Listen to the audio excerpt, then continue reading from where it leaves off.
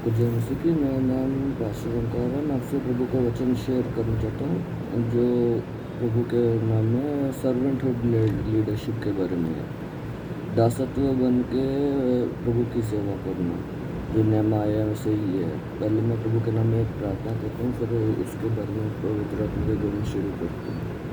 मैं आपको शुक्रगुजार करता हूँ मेरे प्रभु का, मुझे अगुवाई दी मेरे प्रभु के सर्वेंटहुड लीडरशिप में दासत्व की सेवा, दास बनकर सेवा करना प्रभु की यीशु मसीह नाम में मेरे प्रभु मुझे अगुवाई करना मेरे पिता पात्र, ताकि मैं आपके जीवित नाम में मेरे पिता जो आपने पवित्र वचन की सीख सिखाई मेरे पिता, वो पवित्र वचन की सीख आप मुझसे होकर मेरे परमेश्वर अपने लोगों को सिखाने वाले बने मेरे पिता, ताकि मेरे परमेश्वर यीशु मसीह नाम में हम आपके लोग मेरे पिता उस पवित्र सीख को सीखें, समझे, लागू करें। उस जिनका विश्वास है जो यह परमेश्वर ने हमें दान में दिया मेरे पिता मसीह नाम में पवित्र आत्मा के सामर्थ से, और उसे अपने लागू कर मेरे पिता अपने को जीता बलिदान पवित्र होता का जीवते यहोवा को चढ़ाएंगे पिता की भली भक्ति पवित्र शुद्ध इच्छा माटी संसार को पूरे सौ गुणों में तरफ से पूरी करो यीशु मसीह।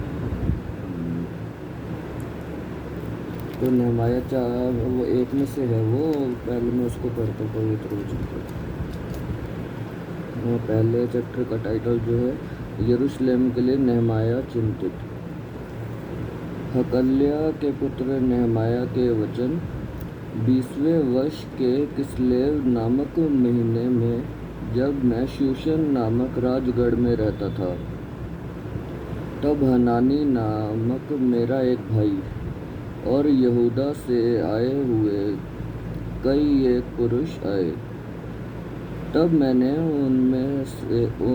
उनसे उन बचे हुए यहूदियों के विषय जो बंधुआई से छूट गए थे और यरूशलेम के विषय में पूछा। उन्होंने मुझसे कहा, उन बचे हुए लोग बंधुआई से छूटकर उस प्रांत में रहते हैं, वे बड़ी दुर्दशा में पड़े हैं और उनकी निंदा होती है, क्योंकि यरूशलेम की शहर पनाह टूटी हुई और उसके फाटक जले हुए हैं। ये बातें सुनते ही मैं बैठकर रोने लगा और कितने दिन तक विलाप करता और स्वर्ग के परमेश्वर के सम्मुख उपवास करता और यह कहकर प्रार्थना करता रहा। इसका मेन वर्स जो सर्वेंटहुड लीडरशिप यानी कि दास बनकर प्रभु की सेवा करना है, इसका मेन वर्स जो मैं आपको बताना चाह रहा हूँ, जो सबसे जो हाईलाइटेड वर्स है वो 4 है।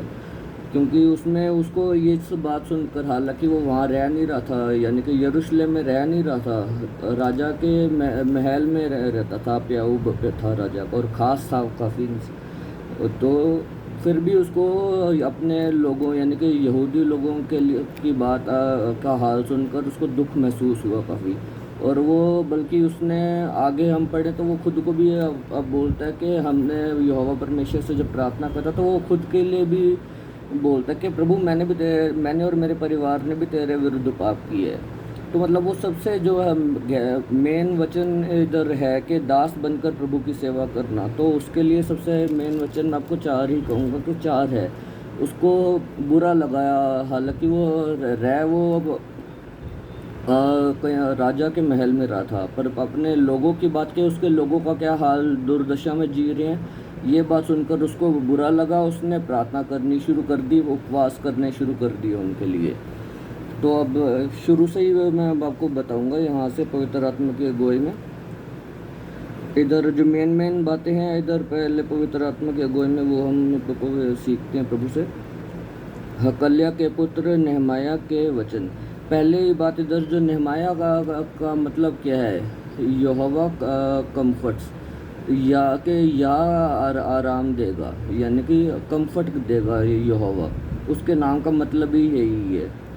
20वां वर्ष हकल्या के पुत्र नेहमाया के वचन 20वें वर्ष के किस्लेव नामक महीने में, जब मैं शूशन नामक राजगढ़ में रहता था। ये फारस का राज चल रहा था इधर। इंग्लिश में पर्शिया है, पर्शियंस का, और हिंदी में फारस है। फारस का राज था और अर्थक्षेत्र राजा का 20वां वर्ष था। और अर्थक्षेत्र जो राजा है वो उसने 465 से लेके 465 ईसा पूर्व, यानी कि यीशु मसीह के आने से पहले की बात है ये, 465 से लेकर उसने 424 तक की है। क्योंकि पहले जब यीशु मसीह के आने से पहले की का समा था तो पहले टाइम घटता था, यानी कि साल घटते थे, बढ़ते नहीं थे जैसे आज के टाइम में बढ़ते हैं, तो पहले साल घटा करते थे। तो मेन बातें पवित्र आत्मा की अगुवाई में आपको बताना चाह रहा हूँ। इधर जो 20वां साल है तो उसका 465 से उसने किया, तो ये लगेगा ऐसा कि हमें कि 465 से उसने शुरू किया तो ये 20वां साल उसका 445 होगा, पर ऐसा नहीं है। अगर हम इसको गहरी स्टडी में देखें तो हमें पता चलेगा कि ये 446 ईसा पूर्व का समा था जो इधर लिखा हुआ है पहले चैप्टर में। और दूसरे चैप्टर में भी 20वां वर्ष ही हमें पढ़ने को मिलेगा, पर वहाँ जो अगर हम उस गहरी स्टडी में देखें तो वहाँ हमें पता चलेगा गहरी स्टडी में कि वहाँ दूसरे चैप्टर में जो बात की जा रही है 20वें वर्ष की, वो 445वां ईसा पूर्व है। पहले चैप्टर में 446 ईसा पूर्व की बात की जा रही है 20वां साल ही लिखा वहाँ। गहरी स्टडी से हमें पता चलेगा ये बात, ऐसे नॉर्मली नहीं पता चल पाएगा। हम पवित्र आत्मा से जब गहरी स्टडी सीखेंगे तो हमें पता चल जाएगा इसका आराम से।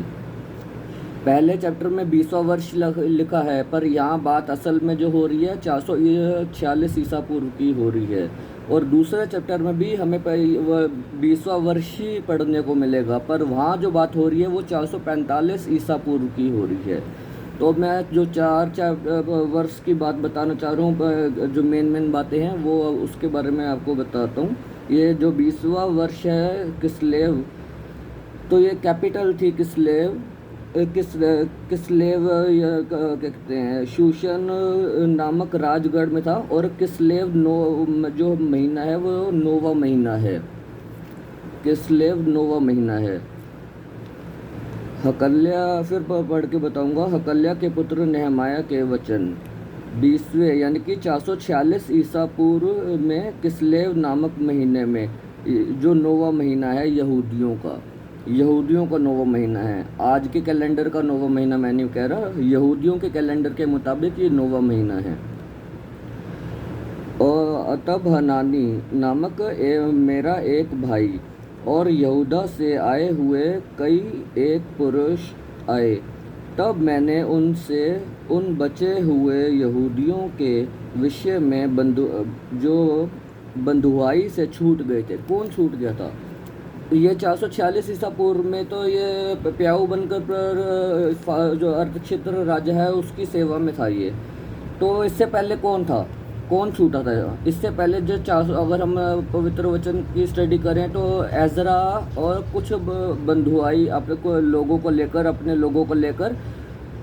458 में वहाँ गया था वापस। इसको अर्थक्षेत्र राजा ने ही इसको आज्ञा दे दी थी एजरा को, कि वो जब अर्थक्षेत्र राजा का 7वां साल चल रहा था तब उसने क्या किया था, एक आज्ञा दी थी एजरा को जो याजक है और वो जो उनको पवित्र वचन की स्टडी सिखाता है और याजक भी है। तो 7वें साल में अर्थक्षेत्र राजा ने एजरा को एक आज्ञा दी थी कि वो जाकर अपने यरूशलेम में कुछ जितने जो यहूदी जाना चाहते हैं वो वहाँ जाकर जो काम करना चाहते हैं प्रभु का वो करें 7वें साल में। और 7वां साल तब कब था? 458, क्योंकि 465 में उसने राज शुरू किया था। 7वां साल उसका कौन सा हुआ? 458। तो अब 458 में उसने जब आज्ञा दे दी तो ये उन यहूदियों के बारे में पूछ रहा है, जैसे यहाँ लिखा है, तब हनानी मेरा एक भाई और यहूदा से आए हुए कई एक पुरुष आए। तब मैंने उनसे उन बचे हुए यहूदियों के विषय में जो बंधुआई से छूट गए थे 458 में, जिनको एजरा अपने साथ यरूशलेम लेके गया था राजा की आज्ञा मिलने पर। जब उसका 7वां साल चल रहा था और वो 458 था, क्योंकि 465 में उसने राज करना शुरू किया था। आगे पढ़ता हूँ। और यरूशलेम के विषय में पूछा, यानी कि यरूशलेम में अब क्या आया, वो जो उन्होंने जा गए थे, तो फिर राजा की आज्ञा मिलने पर तो अब वहाँ क्या हाल है, क्या क्या काम हो रहा है वहाँ क्या।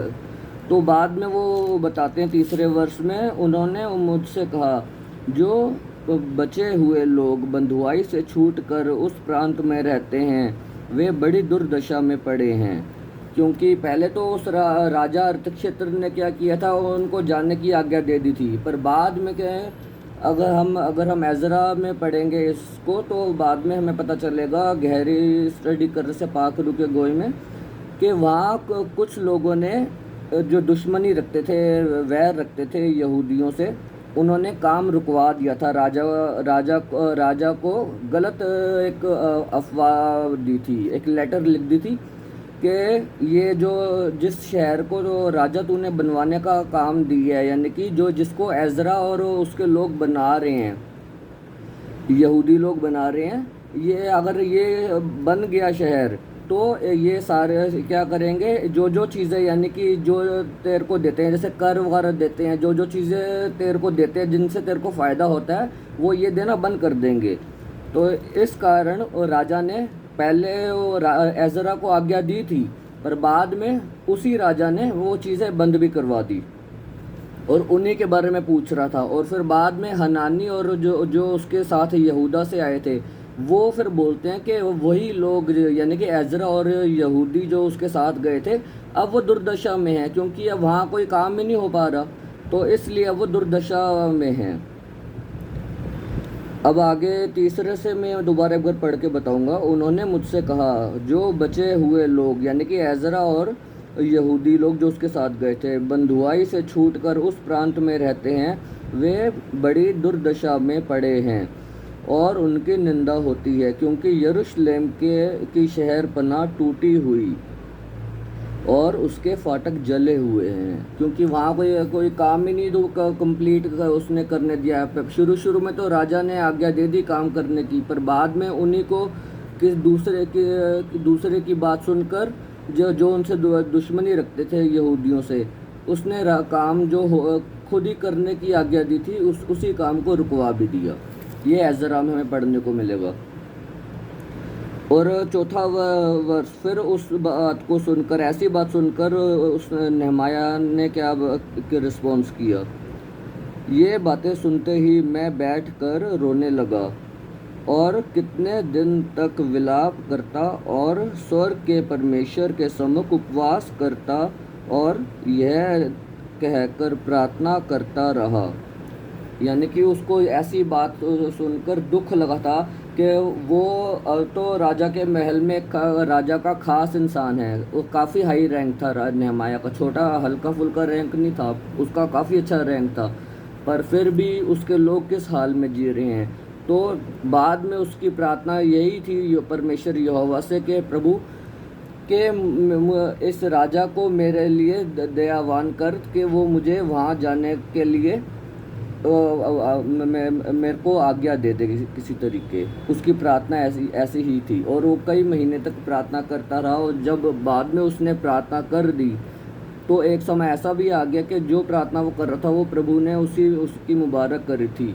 यानी कि वो था तो राजा के महल में अच्छा खासा बन के अपनी सर्विस दे रहा था राजा को, पर फिर भी उसको अपने लोगों की मदद करने का क्या, उसको अंदर से खुद के अंदर से कॉन्शियस था उसका कि वो अपने लोगों को जाके मदद करे और उनको मदद करे, और उनको जो जो ज़रूरतें उनकी चाहिए वो उनकी पूरी करने में परमेश्वर के नाम को ऊंचा करे और परमेश्वर की गवाही बने इस तरह उनकी ज़िंदगी में और यहूदियों की ज़िंदगी में भी। और वो जो नेहमाया प्रभु के नाम में उनके लिए कर रहे, प्रभु उसको भी उसके लिए याद करे। और इसी तरह वो प्रार्थना भी ऐसी करता था, जैसे मैंने पिछली बार प्रभु के नाम पवित्र आत्मा के गोई में आपको एरो प्रेयर का ही बताया था कि वो जब कोई भली चीज़ अपने लोगों के लिए करता था तो प्रभु से प्रार्थना भी करता था कि प्रभु मेरे हित के लिए इस बात को, जो अच्छा काम मैंने किया अपने लोगों के लिए तेरे नाम में, उसके लिए मुझे याद करना। तो प्रभु के नाम में आप इस वचन से आपको मुबारक करे परमेश्वर। और जो हम सीख रहे हैं यानी कि दास बनकर परमेश्वर की सेवा करना, क्योंकि यीशु ने आपका है जो मेरी सेवा करेगा मेरा पिता उसका आदर करेगा। तो ये बात भी हमें पवित्र वचन से सीखने को मिलती है कि उसने नेहमाया ने सिर्फ प्रार्थना ही नहीं की, सिर्फ उपवास ही नहीं किए, पर जहाँ उसको लगा कि उसको काम करने की ज़रूरत है वहाँ वो यरूशलेम बन जाकर उसने वो काम भी किए थे। तो प्रार्थना भी थी उसकी, काम भी थे, उपवास भी थे। 3 धागों की डोरी पवित्र वचन से प्रार्थना करना भी है, उपवास करना भी है, और वचन को का ध्यान करना भी है। और जहाँ काम करने की ज़रूरत है जिंदा विश्वास से, वहाँ जिंदा विश्वास से काम करना भी है। तो प्रभु आपको मुबारक करे। प्रभु के नाम में मैं प्रार्थना करता हूँ इस वचन के लिए। हे यहोवा, आपका शुक्रगुजारी मेरे पिता, आपका आपकी पवित्र आत्मा जी आपने हमें जो सीख सिखाई है मेरे पिता, कि जहाँ प्रार्थना है वहाँ प्रार्थना है पिता, जहाँ वचन है वहाँ वचन है मेरे पिता, वचन का ध्यान मनन करना। और जहाँ उपवास है वहाँ उपवास है मेरे पिता, ताकि हर 3 धाग, क्योंकि 3 धागों की डोरी कभी कमज़ोर नहीं होती मेरे पिता इस तरह। और मेरे प्रभु जहाँ जिंदा विश्वास जिसका आपने हमें दान देकर वारिस बनाया मेरे पिता, हमें दान में दिए मसीह में, जहाँ जिंदा विश्वास से अपने जो हम विश्वास करते हैं उसको मेरे पिता लागू करना है अपनी ज़िंदगी में, ताकि अपने आप को हम मसीह की तरह अपने को जीवता बलिदान पवित्र अनुभवता को जीवते हवा को चढ़ाएँ कि पिता की भली भावती पवित्र और सिद्ध इच्छा न 30 न 60 और पूरे 100 गुना अनंत रूप से पूरी करे मेरे प्रभु। पिता आपने जो आपने शुरू की है उसे पूरा भी आप ही करते हैं मेरे पिता। इस वचन से, पवित्र वचन की सीख से हम जो हमने जो सीखा है हम लागू करने वाले बने मेरे पिता। और यीशु नाम को ऊंचा, पिता के नाम को महिमान्वित करे, पवित्र आत्मा की सामर्थ के लिए शुक्रगुजार यीशु मसीह नाम में, आमीन। सबको जय मसीह की।